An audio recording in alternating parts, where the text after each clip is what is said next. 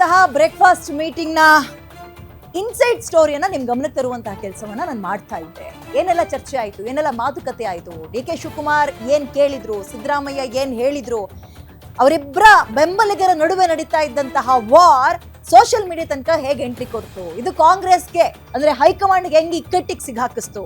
High command ತಕ್ಷಣಕ್ಕೆ ಅರ್ಧಂತಹ ಮಧ್ಯ ಏನ್ ಗೊತ್ತಾ, ನಾನು ಹೇಳಿದ್ನಲ್ಲ, ಸಂಧಾನ ಸಭೆ, ತಾತ್ಕಾಲಿಕ ಸಂಧಾನ ಸಭೆ. ಅವರಿಗೆ ಫುಲ್ ಸ್ಟಾಪ್ ಇಡಕ್ಕಾಗಲ್ಲ ಅಂತ ಹೈಕಮಾಂಡ್ಗೂ ಬಹಳ ಚೆನ್ನಾಗಿ ಗೊತ್ತು. ಯಾಕಂತ ಹೇಳಿದ್ರೆ ಇಬ್ರು ಕೂಡ ಪವರ್ಫುಲ್, ಒಬ್ರು ಮಾಸ್ ಲೀಡರ್ ಸಿದ್ದರಾಮಯ್ಯ, ಮತ್ತೊಬ್ರು powerful leader D K. Shivakumar. So ಹಾಗಾಗಿ ಇಬ್ಬರಿಗೂ ಏಕಾಏಕಿ ಸಿದ್ದರಾಮಯ್ಯ ಅವರ ನೀವೇ ಮುಂದುವರಿರಿ ಅಂದ್ರೆ ಡಿ.ಕೆ. ಶಿವಕುಮಾರ್ ಅವರ ಡಿಸಿಷನ್ ಏನಾಗಿರುತ್ತೆ ಅಂತ ಗೊತ್ತಿಲ್ಲ. ಅದನ್ನ ಅರ್ಗಿಸ್ಕೊಳ್ಳುವ ತಾಕತ್ತು ಕಾಂಗ್ರೆಸ್ ಹೈಕಮಾಂಡ್ಗೆ ಸದ್ಯಕ್ಕೆ ಇಲ್ಲ. ಮತ್ತೊಂದ್ ಕಡೆ ಸಿದ್ದರಾಮಯ್ಯ ಅವ್ರಿಗೆ ಬಿಟ್ಕೊಡ್ರಿ ಅಂದ್ರೆ ಸಿದ್ದರಾಮಯ್ಯ ಅವರ ಡಿಸಿಷನ್ ಏನಾಗಿರುತ್ತೆ, ಅಲ್ಲಾಗುವಂತಹ ಪ್ರಾಬ್ಲಮ್ಗಳು ಅಥವಾ ಆಗಾಗುವಂತಹ ಗಾಯಕ್ಕೆ ಮದ್ದರಿಯುವಂತಹ ತಾಕತ್ತಿದೆಯಾ ಕಾಂಗ್ರೆಸ್ ಹೈಕಮಾಂಡ್ಗೆ ಗೊತ್ತಿಲ್ಲ. ಹಾಗಾಗಿ ಬಹಳ ಯೋಚನೆ ಮಾಡಿ ಒಂದು ಸಂಧಾನ ಸಭೆ ಅವ್ರು ಮಾಡ್ಬೇಕಿತ್ತು, ಬಟ್ ಇವ್ರಿಬ್ರ ಹತ್ರನೇ ಮಾಡಿಸಿದ್ರು. ಸೊ ಒಂದು ಒಳ್ಳೆ ಪಾನನ್ನ ಮೂವ್ ಮಾಡಿದ್ರು. ಯಶಸ್ಸು ಕಂಡ್ರೆ ಅದರಲ್ಲಿ ಅಂದ್ರೆ ಡೆಫಿನೆಟ್ಲಿ ಸದ್ಯಕ್ಕೆ ಒಂದು ಒಳ್ಳೆ ಬಿಗ್ ಬ್ರೀತಿಂಗ್ ಸ್ಪೇಸ್ ಅನ್ನ ಕಾಂಗ್ರೆಸ್ ಹೈಕಮಾಂಡ್ ತಗೊಂಡಿದೆ, ಇವರಿಬ್ರು ಕೂಡ ತಗೊಂಡಿದೆ. ಓಕೆ, ನಾವು ಕೂಡ ಅವ್ರ ಜೊತೆ ಕುತ್ಕೊಂಡೆ ಮಾತಾಡೋಣ ಬನ್ನಿ. ಈಗ ನೋಡಿ, ಪ್ರಿಯಾಂಕ್ ಖರ್ಗೆ ಅವರ ಪ್ರವೇಶನ ನಾವು ಆಲ್ರೆಡಿ ಹೇಳ್ತಾ ಇದ್ದೆ ಅವಾಗಲೇ, ಆ 3 ಜನರ ಎಂಟ್ರಿ ಅಂತ ಏನೇನಾಗುತ್ತೆ, ದೊಡ್ಡವರ ಯುದ್ಧದ ಮಧ್ಯ ಸಣ್ಣವ್ರ ಎಂಟ್ರಿ ಕೊಟ್ರು, ಯಾರ್ಯಾರು ಮತ್ತು ಯಾಕೆ ಅಂತ. ಆ 3 ಮಧ್ಯ ಪ್ರವೇಶ ಆಯ್ತು. ಕಾಂಗ್ರೆಸ್ ಚಿತ್ರಣವೇ ಬದಲಾಗಿ ಹೋಗ್ಬಿಡ್ತು. ಆ ಎಂಟ್ರಿ ಕೊಟ್ಟಂತಹ 3 ನಾಯಕರು ಗಮನಿಸ್ತಾ ಇದ್ದೀರಿ. ಒಂದು ಎಸ್ ಪೊನ್ನಣ್ಣ, ಡಿ.ಕೆ. ಪರವಾಗಿ ಯಾವಾಗ್ಲೂ ನಿಂತ್ಕೊಳ್ತಾ ಇದ್ರು ಪ್ರಿಯಾಂಕ್ ಖರ್ಗೆ ಮತ್ತು ಡಿ.ಕೆ. ಸುರೇಶ್. 3 ನಾಯಕರ ಪೈಕಿ ಮೊದಲು ಎಂಟ್ರಿ ಕೊಟ್ಟಿದ್ದೆ ಪ್ರಿಯಾಂಕ್ ಖರ್ಗೆ ಅವರು. ಫಸ್ಟ್ ಡೆಲ್ಲಿಗೆ ಹೋಗಿ ವರಿಷ್ಠರಿಗೆ ಮಾಹಿತಿಯನ್ನ ರವಾನೆ ಮಾಡಿದೆ ಪ್ರಿಯಾಂಕ್ ಖರ್ಗೆ ಅವರು. ಯಾಕಂದ್ರೆ ಅವ್ರ ತಂದೆ AICC ಅಧ್ಯಕ್ಷರು, ಸೊ ಅವರಿಗೆ ಬಹಳ ಈಸಿಯಾಗಿ ಒಂದು ಕಾಲ್ ಸಿಕ್ತು.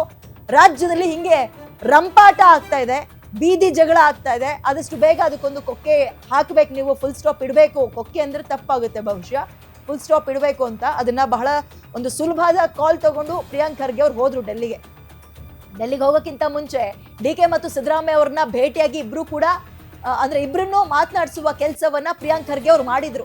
ಸಿದ್ದರಾಮಯ್ಯ, ಡಿ.ಕೆ. ಶಿವಕುಮಾರ್ ಬಣಗಳ ಅಭಿಪ್ರಾಯವನ್ನ ಇದೇ ಪ್ರಿಯಾಂಕ್ ಖರ್ಗೆ ಸಂಗ್ರಹ ಮಾಡಿದ್ರು. ಇಬ್ಬರು ಆಪ್ತರ ಮುಂದಿನ ನಿಲುವು ಏನು ಅನ್ನೋದನ್ನ ಆ ಮೆಸೇಜ್ ತಗೊಂಡು ಮೆಸೆಂಜರ್ ಕೆಲಸವನ್ನ ಅಂದ್ರೆ ಪಾರಿವಾಳದ ಕೆಲಸವನ್ನ ಖರ್ಗೆ ಅವರು ಮಾಡಿದ್ರು. ಪ್ರಿಯಾಂಕ್ ಖರ್ಗೆ ಇಬ್ಬರ ನಿಲುವನ್ನು ತಗೊಂಡು ಹೋದ್ರು ಖರ್ಗೆ ಅವ್ರ ಹತ್ರ. ಖರ್ಗೆ ಸೇರಿದ ಅಂದ್ರೆ ಮಲ್ಲಿಕಾರ್ಜುನ್ ಖರ್ಗೆ, ರಾಹುಲ್ಗೂ ಮುಟ್ಸಿದ್ರು ಈ ವಿಚಾರವನ್ನ. ಯಾರಿಗೆ ನಾಯಕತ್ವ ವಹಿಸಿದ್ರೆ ಉತ್ತಮ ಅನ್ನುವಂತಹ ತಮ್ಮ ಒಪಿನಿಯನ್ ಅನ್ನ, ಪರ್ಸನಲ್ ಒಪಿನಿಯನ್ ಕೂಡ ಮುಟ್ಸಿದ್ರು ಅವ್ರಿಗೆ. ಇವತ್ತು ಕೂಡ ಡೆಲ್ಲಿಯಲ್ಲಿ ರಾಹುಲ್ ಗಾಂಧಿ ಜೊತೆ ಸಭೆಯನ್ನ ಪ್ರಿಯಾಂಕ್ ಅವರು ನಡೆಸಿದ್ದಾರೆ. ನಾಳೆ ಕೂಡ ಮಲ್ಲಿಕಾರ್ಜುನ್ ಖರ್ಗೆ ಮತ್ತು ರಾಹುಲ್ ಗಾಂಧಿ ಅವರು ಮೀಟಿಂಗ್ ಮಾಡ್ತಾ ಇದ್ದಾರೆ.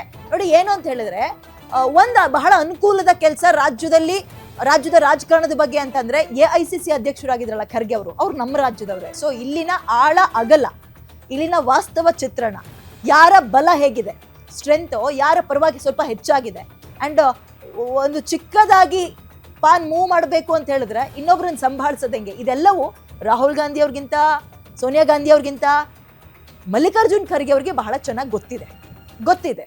ಹಾಗಾಗಿ ಅವರ ಸಲಹೆಯನ್ನ ಬಹಳ ಸ್ಟ್ರಾಂಗ್ ಆಗಿ ನಂಬ್ತಾರೆ ರಾಹುಲ್ ಗಾಂಧಿ ಮತ್ತು ಸೋನಿಯಾ ಗಾಂಧಿ ಅವರು. ಹಾಗಾಗಿ ಇವರ ಪಾತ್ರ ಕೂಡ ಬಹಳ ದೊಡ್ಡದು ಅಂತ ಹೇಳ್ಬೋದು.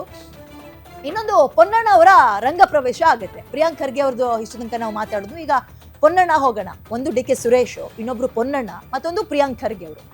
ಹಾಗೆ ನೋಡೋದಾದ್ರೆ ಸೀನಿಯರಿಟಿಯಲ್ಲಿ ಖಂಡಿತವಾಗ್ಲೂ ಇವರೆಲ್ಲರೂ ಕೂಡ ಜೂನಿಯರ್ಸ್ ಇವರಿಬ್ಬರಿಗೂ, ಸಿದ್ದರಾಮಯ್ಯ ಮತ್ತು ಡಿ.ಕೆ. ಶಿವಕುಮಾರ್ ಅವರ ಮುಂದೆ. ದೊಡ್ಡವರ ಯುದ್ಧದ ಮಧ್ಯ ಸಣ್ಣವರು ಯಾಕೆ ಎಂಟ್ರಿ ಕೊಟ್ಟರು ಅಂತ ನಾವು ಇಲ್ಲಿ ತನಕ ಪ್ರಿಯಾಂಕ್ ಖರ್ಗೆ ಅವ್ರ ಬಗ್ಗೆ ಮಾತಾಡಿದ್ವಿ. ಇದೀಗ ಪೊನ್ನಣ್ಣ ಅವ್ರ ಬಗ್ಗೆ ಮಾತನಾಡ್ತಾ ಹೋಗೋಣ. ಬ್ರೇಕ್ಫಾಸ್ಟ್ ನಲ್ಲಿ ಸಿಎಂ ಮಾಡಿದ 2 ಮಾತು ಅಂತ ಹೇಳ್ದೆ, ಏನೇನ್ ಮಾತು ಅಥವಾ ಏನು ಪ್ರಸ್ತಾಪ ಆಯಿತು ಇವೆಲ್ಲವನ್ನ ಗಮನಿಸಿದ್ವಿ. ಈಗ ನೋಡ್ತಾ ಹೋಗೋಣ. ವರಿಷ್ಠರ ಸೂಚನೆ ಮೇರೆಗೆ ಶಾಸಕ AS ಪೊನ್ನಣ್ಣ ಅವರು ಮಧ್ಯಪ್ರವೇಶ ಮಾಡ್ತಾರೆ. ಇದಕ್ಕೆ ಇವತ್ತು ಬೆಳಗ್ಗೆ ಪೊನ್ನಣ್ಣ ಅವರಿಗೆ ವರಿಷ್ಠರು ಫೋನ್ ಮಾಡಿದ್ರು, ಕೆಲವೊಂದು ಸೂಚನೆಯನ್ನ ಪಾಸ್ ಮಾಡಿದ್ರು.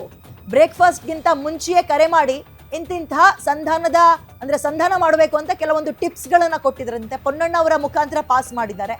ರಾಜ್ಯದ ಜನತೆ ಮತ್ತು ಕಾರ್ಯಕರ್ತರಿಗೆ ಸ್ಪಷ್ಟನೆ ಕೊಡೋಕೆ ವರಿಷ್ಠರು ಸೂಚನೆಯನ್ನ ಕೊಟ್ಟಿದ್ರು. ಅಂದ್ರೆ ಯಾರು ಕೊಡ್ಬೇಕು ಸ್ಪಷ್ಟನೆಯನ್ನ?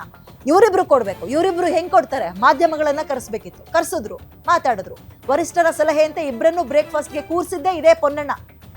ಇವತ್ತು ಬೆಳಗ್ಗೆ ಒಂದು ಅರೇಂಜ್ ಆಗಿತ್ತಲ್ಲ ಬ್ರೇಕ್ಫಾಸ್ಟ್ ಮೀಟಿಂಗು, ಅದರಲ್ಲಿ ಹೈಕಮಾಂಡ್ ಆಜ್ಞೆಯಂತೆ ಇಬ್ಬರ ಜಗಳಕ್ಕೆ ತಾತ್ಕಾಲಿಕವನ್ನ ಪೊನ್ನಣ್ಣ ಅವರು ತೆರೆ ಎಳೆಯೋದ್ರಲ್ಲಿ ಯಶಸ್ವಿಯನ್ನ ಕಂಡಿದ್ದಾರೆ. ಅಂದ್ರೆ ಇವರು ಕೂಡ ಒಂದು ಮೆಸೆಂಜರ್ ಕೆಲಸವನ್ನ ಮಾಡಿದ್ದಾರೆ. ಇಲ್ಲಿ ಹೈಕಮಾಂಡ್ ಆಜ್ಞೆಯಂತೆ ಇಬ್ಬರ ಜಗಳಕ್ಕೆ ತಾತ್ಕಾಲಿಕ ತೆರೆಯನ್ನ ಈ ಪೊನ್ನಣ್ಣ ಅವರು ಹೇಳ್ತಿದ್ದಾರೆ. ಓಕೆ, ಇವೆಲ್ಲವನ್ನೂ ಇಡೋಣ. ಇನ್ನೊಂದು ಬಹಳ ಪ್ರಮುಖವಾಗಿ ಗಮನಿಸಬೇಕಾಗಿರೋದು ನೋಡಿ, ಒಪ್ಪಂದ ಆಗಿದೆ ಅನ್ನುವಂತಹ ಈ ಸೀರಿಯಲ್ನ ಯಾವಾಗ ಕಾಂಗ್ರೆಸ್ ಎಲೆಕ್ಷನ್ ಅಲ್ಲಿ ಗೆದ್ದು ಬಹಳ ಅತ್ಯದ್ಭುತ ನಂಬರ್ನಿಂದ ವಿನ್ ಆಯ್ತು ಅವತ್ತಿನಿಂದಲೂ ಕೇಳ್ತಾ ಇದ್ರು. ಡಿ ಕೆ ಶಿವಕುಮಾರ್ ಅವರು ಅವಾಗ ಸರಿಯಾಗಿ ರೆಸ್ಪಾಂಡ್ ಮಾಡಲಿಲ್ಲ ಕಾಂಗ್ರೆಸ್ ಹೈಕಮಾಂಡ್ಗೆ. ಆಮೇಲೆ ಖುದ್ದಾಗಿ ಸೋನಿಯಾ ಗಾಂಧಿ ಅವರೇ ಕರೆದು ಹೇಳಿದ್ರಂತೆ, ಏನಂತ, ನಾನು ಇದೀನಿ, ತಲೆ ಕೆಡಿಸ್ಕೊಳ್ಬೇಡಿ, ಸದ್ಯಕ್ಕೆ ನಾವು ಹೇಳ್ದಂಗೆ ಮಾಡಿ, ನಿಮ್ಗೆ ಅವಕಾಶ ಕೊಡಬೇಕು, ಸಿಗತ್ತೆ. ಪಕ್ಷದ ನಿಷ್ಠಾವಂತ ಕಾರ್ಯಕರ್ತ ನೀವು, ಪಕ್ಷದ ನಿಷ್ಠೆಯನ್ನ ನಾನು ಬಹಳ ಅದ್ಭುತವಾಗಿ ಗಮನಿಸಿದ್ದೀನಿ, ಬಹಳ ಹತ್ತಿರದಿಂದ ಗಮನಿಸಿದ್ದೀನಿ, ನಿಮಗೆ ಸಿಗತ್ತೆ ಡಿ ಕೆ ಶಿವಕುಮಾರ್ ಜಿ, ಸದ್ಯಕ್ಕೆ ಸುಮ್ನಿರಿ ಅಂತ. ಸೊ ಅವರ ಅಣತಿ ಅಂತೆ. ಮತ್ತು ಸಿದ್ದರಾಮಯ್ಯ ಅವರು ಕೂಡ ಇದೇ ಮಾತನ್ನ ಹೇಳಿದ್ರಂತೆ. ಆಯ್ತು ಡಿ ಕೆ ಶಿವಕುಮಾರ್, ಆರಂಭದಲ್ಲಿ ಇಷ್ಟು ಹಿಂಗ್ ಮಾತಾಡ್ಕೊಳ್ಳೋಣ, ನಾನು ಇರ್ತೀನಿ, ಆಮೇಲೆ ನಿನಗೆ ಬಿಟ್ಕೊಡ್ತೀನಿ, ಏನು